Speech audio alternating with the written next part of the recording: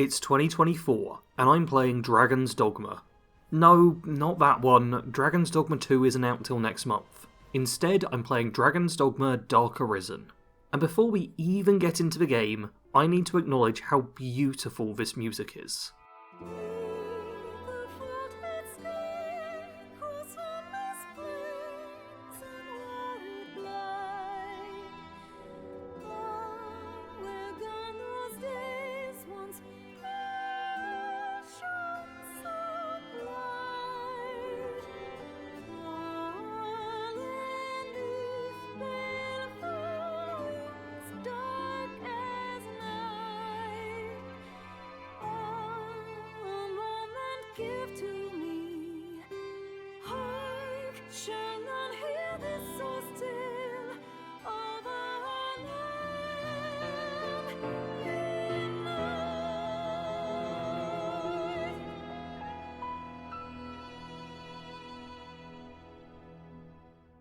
Fingers crossed that wasn't copyrighted, or else you won't have heard it at all. Alrighty, time to start up the game itself. Immediately, I gain control of my character, which is a big plus in my books. None of this sitting through several minutes of cutscenes before you get to see what the game is actually like. Instead, the story is getting told through the gameplay itself. As we can see, this big old dragon is sadly just out of reach of my sword. Otherwise, I totally defeat it. Instead, I have to deal with just fighting some goblins and hobgoblins. And I've got to say, fighting in this game is great. The main thing that stands out to me about it all is the ability to pick up objects in the environment. With this, I'm able to pick up these explosive barrels and drop them on the enemies below. And the friendlies too, but I'm sure they knew what they signed up for. After dropping down, there's some harpies for me to kill, and the most effective strategy seems to be wildly swinging my sword in the air. With them all defeated, it's on to the first big monster fight of the game, against a chimera. Now, I don't know too much about chimeras. I mean, I know how they're formed. That person, Edward. That person, Edward.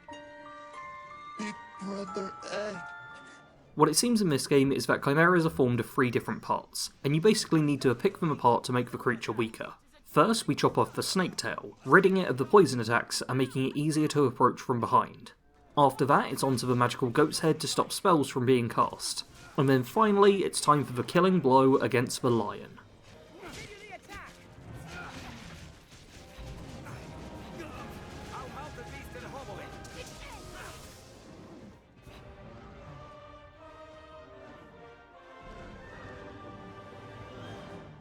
The beast is felled, and the doors ahead of us open. A cutscene then plays, and this French sentence appears. French? I can't fucking read French. That's right, Max, French. And it seems my computer is just as unhappy about this as you are, as the game freezes, and then turns the screen green. I'm able to quit out the cutscene which progresses things, but I have literally no idea what happened during that time. Seems I'm no longer the strong knight that I started as, and am instead creating my own character. Initially, I decide I want to make a big burly giant, an absolute beast of a man that will tower over all others. But then I get to the face and see all the pretty options, and I change my mind and decide that I want to make a pretty boy instead. Problem is, I kept the body the exact same, so what I ended up with is this. Not really my proudest work, but in the following cutscene I get to see a few other faces, and it's not like I'm in a village of supermodels or anything. There's no time for me to worry about my looks though, as a dragon shows up and attacks the village. I'm smart enough to avoid its attacks and climb on its tail so it can't reach me. I then get absolutely shafted by the cutscene, which puts me back on the ground and lets the dragon get a free hit on me. And what happens next is even weirder.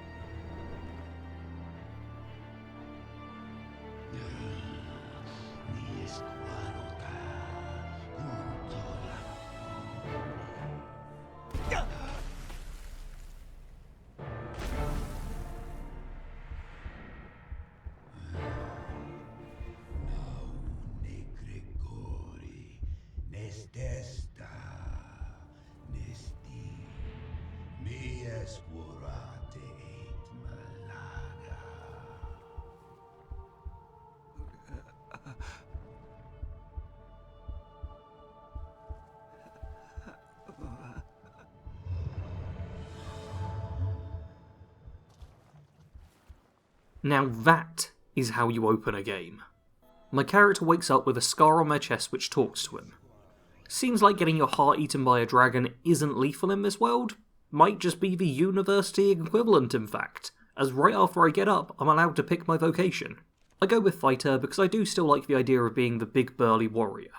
Off to start my new job, I go to head out of town, but before I can leave, this portal opens up in the air.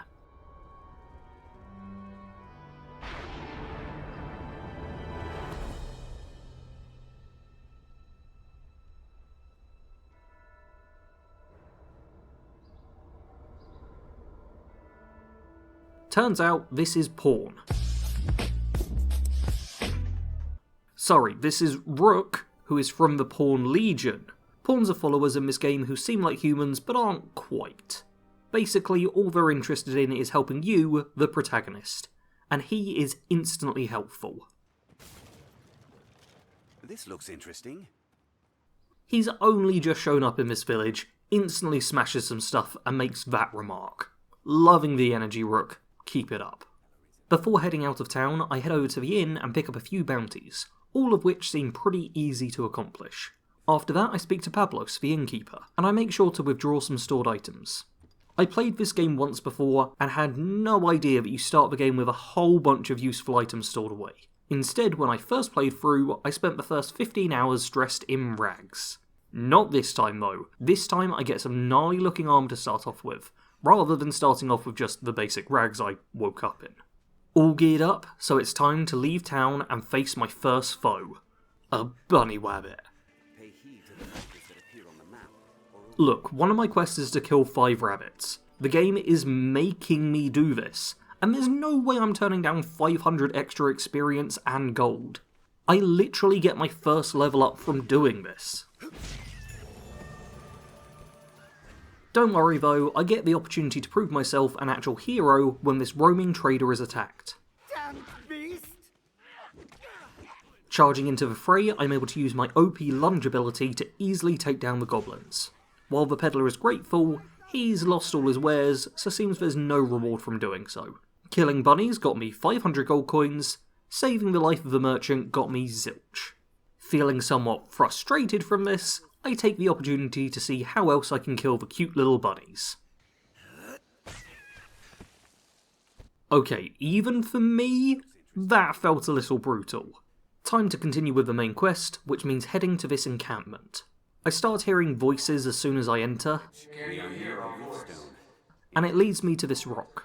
The talking rock tells me to look for danger in the camp, which takes me far longer than it should, but eventually Sir Publius here shows up and points the way. Appears the danger is this Cyclops, rampaging directly outside of the camp. I boldly charge into the fray and... Arisen.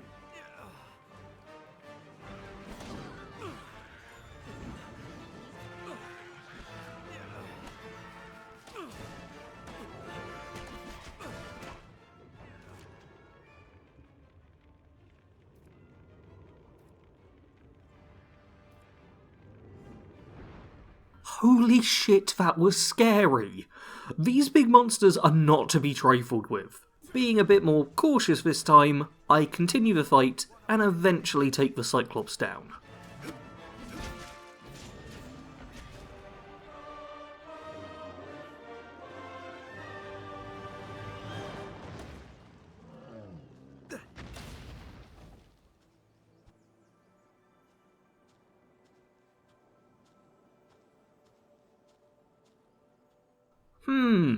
I'm sure there's nothing to fear from that random cloaked figure who walked towards the camp.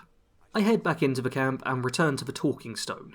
Seems that I'm the Arisen, which means I get to make Pawn. To clarify, I now get to create my main pawn, who will be my constant companion throughout the game. I decide I need to redeem myself, so I'm going to make this character look absolutely amazing. I screwed up a little bit with making my own character, so this one needs to be perfect. And the final result is... this. Let me know what you think in the comments, but I can say I'm pretty happy with the job overall. The character creation section isn't entirely over yet, as I now need to answer a quick personality quiz for my pawn, and choose their vocation. I pick Strider, as that way we have one of each class in the squad. She then spawns in through the portal and we get to see all of us in cutscene form, which really does show the difference in looks. At least we all stand out from one another. In the next section, I also get to find out that I made my sidekick really short. She's tiny compared to me. I love that this game has a height slider. Before going any further, we're asked to do some basic training. I mean, sure, I took down a Cyclops, but I better fight against these wooden soldiers to see if I know how to swing my sword. With that done, I head back to camp and meet up with the peddler I saved earlier. He has a sword and shield for me, meaning I actually have decent equipment across the board. I then get the chance to enhance my equipment and make it all stronger. This does cost gold though, and I don't have a crazy amount, so I only improve the cheap stuff. Gotta keep hold of those pennies after all. I then realise that I can sell items, and that one of the things I picked up from storage is worth 312,000 gold. And with that lucky break, I'm now rich, and no longer have to worry about money. If you'd like to make this come true for me in real life, feel free to sign up for my Patreon page. You get pretty wallpapers each month, your name at the end of my videos, and the warm feeling that comes from keeping me fed. That's enough begging for money, time to give something back. This one is for the guys.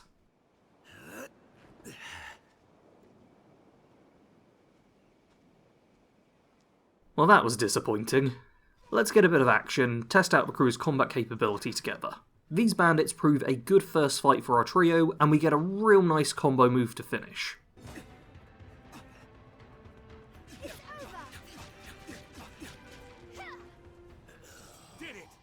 The next fight doesn't end up going so well, as my main follower is knocked down, and I have to rush to her rescue.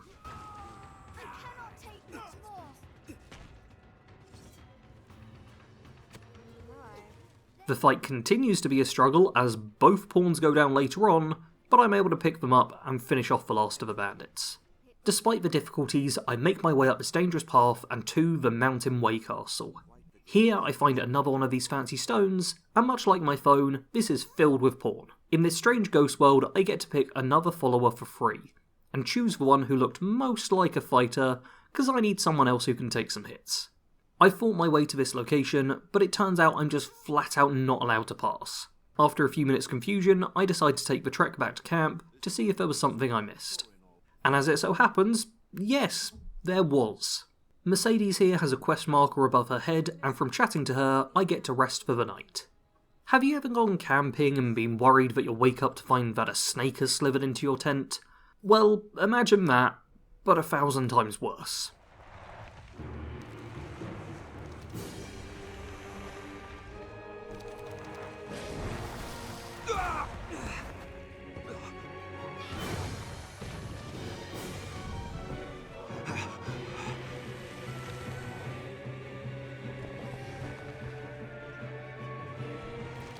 That is a Hydra, and I need to fight it. Now this is a boss battle to end a video on. Defeating this will be an achievement worthy of giving this video a like, subscribing to the channel, turning on notifications, and it just ate me. That's really not good. The game tries to make me think I can maybe survive for a few minutes of being swallowed, before all hope is eventually lost, and I get the game over screen. Alright, second try. This time, I decide to start by running away from the creature so that it doesn't instantly devour me. Once it pushes forward, I get round the side of it, keeping myself away from its heads. It causes a bit of devastation and knocks down Rook, but once I've saved him, the fight proper starts. I chop away at the neck of the head that ate me. Only about half of my attacks seem to be landing effectively though, so I climb up its neck and slash away until...